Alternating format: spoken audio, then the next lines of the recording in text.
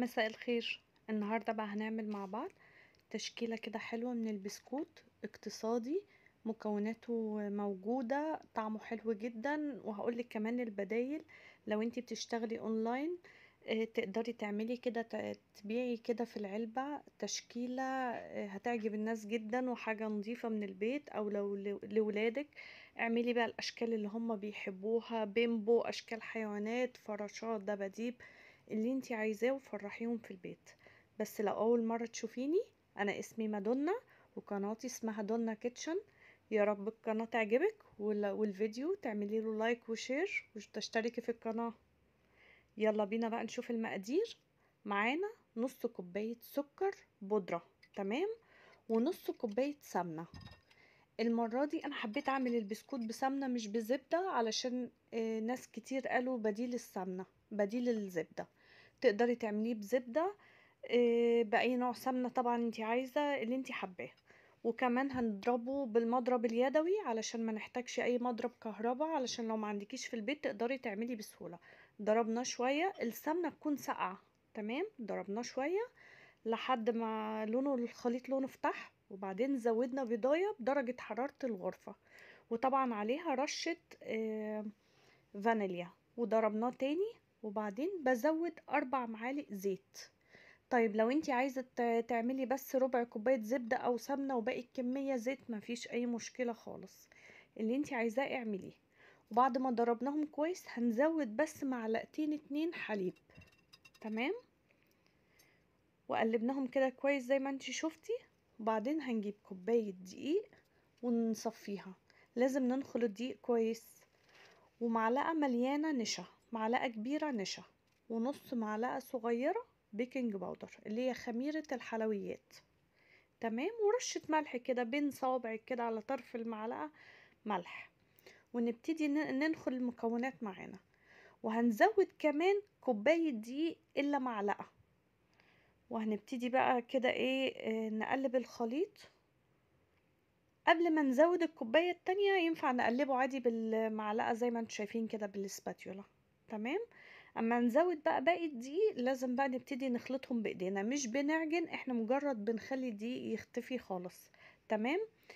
بتشوف كده الخليط، لو حسيتي ان هو لسه محتاج معلقة دقيق كمان زودي، ما تزوديش من الاول. يعني انا تقريبا حطيت كوبايتين دقيق، بس الدقيق بتاعك الاول جربي بكوبايتين الا معلقتين، تمام. مجرد ما المكونات تختفي معانا كده ونحس ان العجينة طرية وينفع تتشكل بسهولة، نبتدي نشتغل بيها. معايا بقى مفرش سيليكون، كيس تلاجة، ورقة زبدة من فوق ومن تحت، كيس تلاجة من فوق ومن تحت، اي حاجة. ببتدي كده افرد البسكوت بتاعي واقطعه بقى. انا هقطعه يعني يكون فردته كده رفيع، علشان هلزق بسكوتين في بعض. انا هعمل اول شكل اللي هو البيمبو، هعمل منه الحجم الصغير عشان ينفع احطه في اللانش بوكس لولادي. طبعا اعملي بالقطعات بالحجم اللي انت عايزاه والاشكال اللي انت عايزاه. تقدري تعملي كلها الكميه كلها بسكوت بيمبو وتبيعيه عندك في الجروب بتاعك اونلاين. تقدري تعملي كله اشكال حيوانات واشكال كده مختلفه.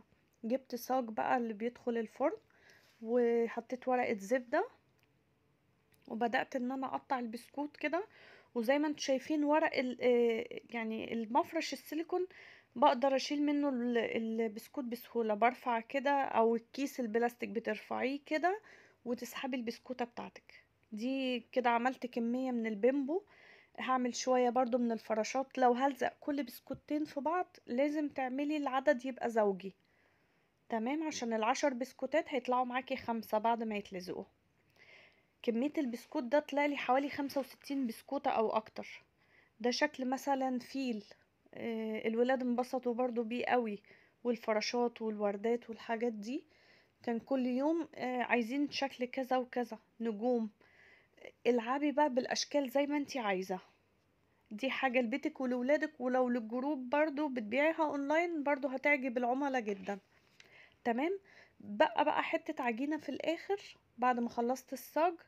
زودت عليها معلقة كاكاو خام، وهزود كده بتاع معلقة صغيرة سمنة مثلا، علشان لو زودنا الكاكاو بس العجينة هتبقى يابسة معانا، فزودت كده سمنة.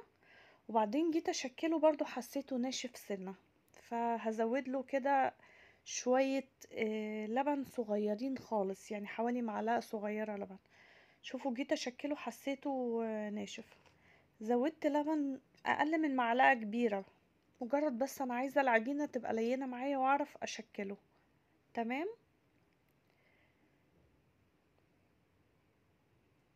معلش انا لما بشتغل بالجلافز الحاجات دي بتلزق في ايدي جامد ومش بعرف اشتغل بيها. وطبعا انا بغسل ايدي كل شوية، والحاجات دي لولادي، انا مش ببيع اونلاين. آم، ده بقى بسكوت كده طالع ترند، بتعمليه زي الكورة وترجعي كده تعملي له فتحة من النص كده بأي حاجة عندك. تمام. وبعدين بقى بيكون الفرن طبعا شغال من قبلها على 180 قبل ما تدخلي البسكوت ب10 دقايق، وبعدين تدخليه بياخد من 10 ل15 دقيقة. شوفوا البسكوت خد لون حلو والتاني برضو استوى. نستنى طبعا لما يبرد خالص ونبتدي نزوقه. جبت شوكولاتة سيحتها على حمام بخار او في الميكروويف، وزودت عليها حوالي معلقة ونص كبيرة زيت. انا عايزة كمية الزيت تكون كتيرة مع الشوكولاتة، عشان عايزة الشوكولاتة دي تبقى لينة ما تبقاش ناشفة كده محجرة. تمام. بعمل بقى بحشي بين كل بسكوتين. تقدري تعملي طبعا بالشوكولاتة الخام دي تحشيها في النص، او بشوكولاتة نوتيلا، اللي انت عايزاه اللي انت حاباه اعمليه.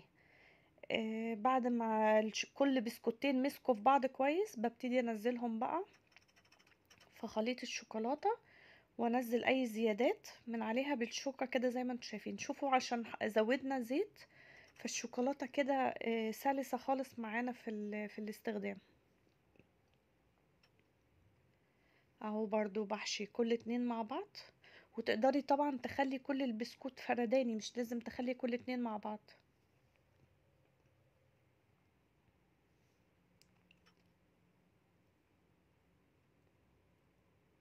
ده شكل دبدوب برضو.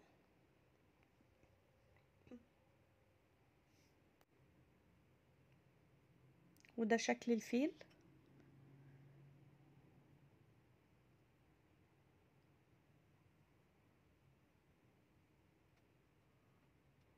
كل الكمية بقى اللي معايا طبعا بنعملها بنفس الطريقة. وينفع في النص الحشو يبقى مربى الحليب، ينفع اي حاجة. لو انتي بقى لسه بتشوفي الفيديو لحد الوقت ده، ما تنسيش بقى تعملي لي لايك وتدعميني، عشان اللايك بيخلي الفيديو يترفع والقناة تتشاف. واعملي شير بقى وقولي لاصحابك على القناة. وكل اللي جرب وصفة ياريت يكتب لي في الكومنتات. دي بقى شوية كده، مش شوية بسكوت بعد ما لزقتهم في بعض، مش هغطسهم في قلب الشوكولاتة، لا عملت كده عليهم خطوط شوكولاتة بسيطة، وبالسبرينكلز كده نطورت كده عليه من فوق. تمام. بالشوكة كده خطوط رايح جاي. وبرضه هو على الفراشة برضه بعمل كده بالسبرينكلز بقى، اللون اللي ولادك بيحبوه. الوردة مثلا هنزل نصها في الشوكليت. يعني حاولي تنوعي، خلي كده من ربع كيلو او اقل من ربع كيلو دقيق عملنا تشكيلة كتيرة. وعلى فكرة مش كل الكمية اللي اتصورت دي هي اللي عملتها، الولاد كلوا منه اساسا. ده بقى اللي انا كنا قايلين بنفتحه باي فتحة معلقة خشب او اي حاجة. بنزود بقى فيه نوتيلا او مربى حليب، ونرجع نغطس وشه في الشوكولاتة. فاللي بيقطم كده فيه بيلاقي في النص كده الشوكولاتة النوتيلا كده سايحة، ومن فوق شوكولاتة جامدة، جميل جدا. وهو بيبقى طري كده شوية من جوه، بيبقى عامل زي الكوكيز. شوفوا بقى تشكيلة كبيرة، كل التشكيلة دي من ربع كيلو غير اللي الولاد كلوه. يا رب يكون الوصفة عجبتكم، ومستنية رأيكم في الكومنتات. ولايك وشير بقى للقناة وللفيديو. وكل اللي محتاج وصفة يكتب لي في الكومنتات، يقول لي محتاج اعمل ايه. نورتوني.